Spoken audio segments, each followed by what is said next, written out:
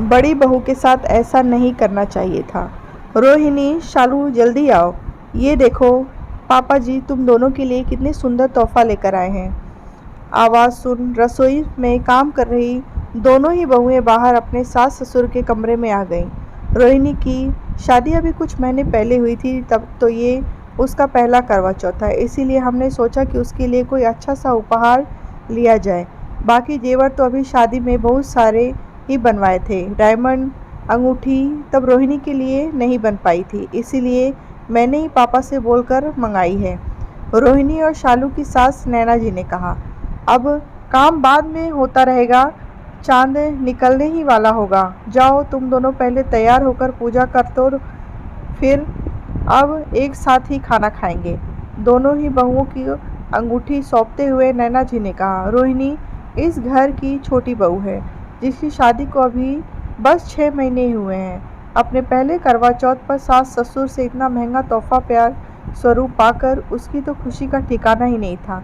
उसने तुरंत ही अपने मायके फ़ोन घुमाकर अपनी मम्मी से अपने नए घर और ससुराल वालों की खूब तारीफ़ करी। वहीं दूसरी तरफ शालू की शादी को काफ़ी साल हो चुके हैं। जब से उसे उसकी सास नैना जी ने अंगूठी थमाई है, उसे उसकी ज़रा सी भी खुशी नहीं थी। रह रहकर उसके दिमाग में बस अपनी देवरानी रोहिणी को लेकर जलन होने लगी है। 6 साल हो गए हैं मेरी शादी को, ऐसे 6 करवा चौथ निकल गए, पर मुझे तो आज तक कभी किसी तीज त्योहार पर कोई उपहार नहीं दिया। और अब जब लाडले बेटे की लाडली बहू आ गई है तो उपहार आने शुरू हो गए हैं। शालू ने भी तुरंत ही फ़ोन घुमाकर अपनी माँ को सारी बात बता दी।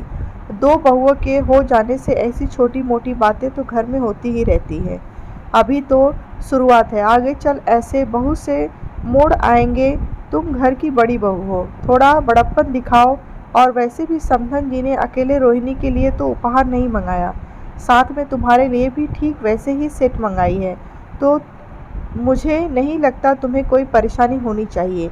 चांद निकल आया है, जाओ पूजा करो और इन सब बातों को अपने दिमाग में मत लाया करो, वरना नुकसान सिर्फ तुम्हारा होगा। शालू की माँ ने बोलकर फ़ोन काट दिया। ओह, सब मुझे ही गलत समझते हैं। माँ, कम से कम तुम तो अपनी बेटी की भावनाओं को समझती। मुझे उपहार से परेशानी नहीं है। मुझे दुख इस बात का है कि अभी तक अपनी बड़ी बहू के लिए कोई उपहार आज तक क्यों नहीं आया। शालू ने रोते रोते अपने आप से कहा। तभी रोहिणी ने आवाज़ दी, भाभी आप अभी तक तैयार नहीं हुई, चांद निकल आया है, जल्दी कीजिए, सब लोग आपका बाहर इंतज़ार कर रहे हैं। शालू जल्दी से तैयार होकर बाहर गई। पूजा किया, व्रत तोड़ा, सब लोग पूजा कर एक ही साथ खाना खा। माँ, सारे दोस्त कॉफ़ी के लिए कैफ़े जा रहे हैं, मैं और रोहिणी भी साथ होकर आते हैं, थोड़ी देर में आ जाएंगे। छोटे बेटे रवि अपनी माँ नैना जी से बोला। सब समझती हूँ मैं, सारे दोस्त जा रहे हैं या तू अपनी पत्नी को कहीं ले जाना चाहता है, नैना जी ने हंसते हुए कहा। जल्दी घर आना और बहू से बोलना सारे जेवर उतार कर जाए, क्योंकि ज़माना सही नहीं है और आने में रात भी हो जाएगी। उन दोनों के घर से जाने के बाद नैना जी ने बड़ी बहू शालू को अपने कमरे में बुलाया। कोई परेशानी है क्या बड़ी बहू? शाम से ही तुम्हारे चेहरे पर सिकन देख रही हूँ। पहले से ही भरी शालू अपने गुस्से पर काबू न कर पाई और वो रोने लगी। माँ, इन 6 सालों में आपने एक पल भी मुझे कभी ये महसूस नहीं होने दिया कि मैं अपने माता पिता से दूर किसी एक नए घर में आई हूँ। हमेशा मुझे एक बेटी से ज़्यादा ही प्यार किया। फिर ये देवर जी की शादी हो जाने के बाद इस तरह का भेदभाव क्यों? आपने पहले तो कभी मुझे किसी त्योहार पर कोई उपहार आदि नहीं दिया, फिर अब क्यों? नैना जी की पारखी नज़र जो शाम से महसूस कर रही थी, वही बात सच निकली, क्योंकि तोहफा देने के बाद ही उनको अंदाज़ा हो गया था। शालू को अपने पास बिठाया और कहा, मैंने कभी भी अपने दोनों बच्चों में अंतर नहीं किया, तो फिर उनकी पत्नियों में क्यों करूं? तुम लोग बस मेरी बहू नहीं, मेरे घर की रौनक हो, मेरे घर की लक्ष्मी हो। और ऐसा सिर्फ इसलिए नहीं किया गया जिससे इन 6 सालों में तुम्हारे पास छोटी से ज़्यादा देवर न इकट्ठा हो जाए। जो भी हो, तुम दोनों के पास बराबर ही रहे। माता पिता कभी अपने बच्चों में भेदभाव नहीं करते। मुझे पूरी उम्मीद है कि तुम्हें अपने सारे प्रश्नों का उत्तर मिल गया होगा। मैं चाहती थी मेरी दोनों बहुओं के पास सब कुछ एक जैसा और बराबर हो। जाओ, थक गई होगी, अपने कमरे में जाकर आराम करो। पर शालू, उसकी आंखों में से नींद कोसों दूर थी। मैंने इस घर को अपने 6 साल दे दिए, उसका कोई एहसान नहीं। अरे, अगर कोई छोटी मोटी चीज़ दे भी होती तो कौन सा पूरा जेवरों से कुआं भर जाता। सब दिखावा है। शालू मन ही मन बड़बड़ाए चली जा रही थी। अभी कमरे में कदम रखा ही था कि पीछे से मोहन ने आकर उसकी आंखें बंद कर दी। करवा चौथ मुबारक हो धर्मपत्नी जी।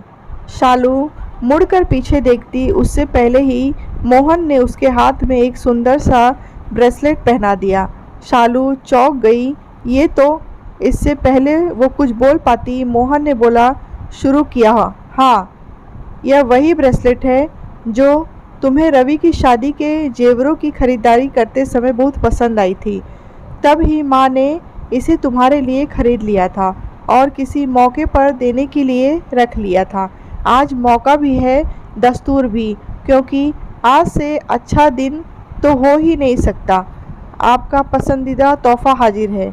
मोहन ने घुटने पर बैठ अपने हाथों को शालू की तरफ बढ़ाते हुए कहा। शालू की आंखों में से आंसू आने लगे। मुझे माफ़ कर दीजिए मोहन, मुझसे बहुत बड़ी भूल हो गई है। मैंने माँ पापा को कितना गलत समझ लिया। मैं भूल ही गई कि इतने सालों में उन्होंने भले ही मुझे कोई तोहफा खुद से न दिया हो, पर हर साल, हर त्यौहार, हर जन्मदिन, हर सालगिरह पर तुम मेरे लिए कोई न कोई निशानी ज़रूर लेकर आते हो, और वह सब मेरा खुद का होता है, जो कि इसी घर से मुझे मिलता है। मैंने माँ से कितने रूखे अंदाज में बात की है। मेरे बारे में क्या सोच रही होंगी? शालू ने रोते हुए कहा। उसकी चिंता तुम्हें करने की कोई ज़रूरत नहीं है।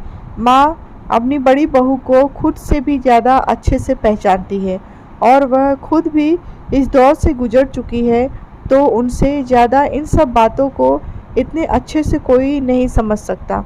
मोहन ने शालू की आंखों में लुढ़क आए आंसुओं को पोंछते हुए कहा। तुम ज़्यादा परेशान ना हो, मुझे इस बार आइसक्रीम खिलाने नहीं ले चलेंगे मिस्टर हस्बैंड? शालू ने हंसते हुए कहा। जी, बंदा तो कब से आपकी खिदमत में हाजिर है। दोनों एक साथ मुस्कुराए और घर से निकल गए। सुबह सब कामों से फुर्सत के बाद जब शालू ने देखा सासू माँ अकेले हैं अपने कमरे में, तो उसने पास गई और बोली, माँ मुझे माफ़ कर दें, मैंने आपको कितना गलत समझा, आपसे गुस्से में बात की। नैना जी ने शालू का हाथ अपने हाथों में लेते हुए बोली, मुझे पता है मेरी बेटी का दिल बहुत साफ़ है, वो अपनी माँ से कभी नाराज़ नहीं हो सकती। शालू ने नैना जी को खींचकर गले लगा लिया। दोनों सास बहू मुस्कुरा दी। दोस्तों, ये एक नहीं, शायद हर संयुक्त परिवार की कहानी है। अगर घर के बड़े सही हो तो कभी रिश्तों के बीच किसी भी प्रकार की अनबन होने की संभावना ही नहीं होती। साथ साथ बहुओं का भी फर्ज है वो घर के में एक दूसरे को समझें, छोटी छोटी बातों पर चिक ना करें, क्योंकि थोड़ी बहुत बातें तो हर जगह होती है, बस उसको बढ़ाए नहीं, समय और हालात को समझें। कहानी अच्छी लगी हो तो लाइक करें, शेयर करें।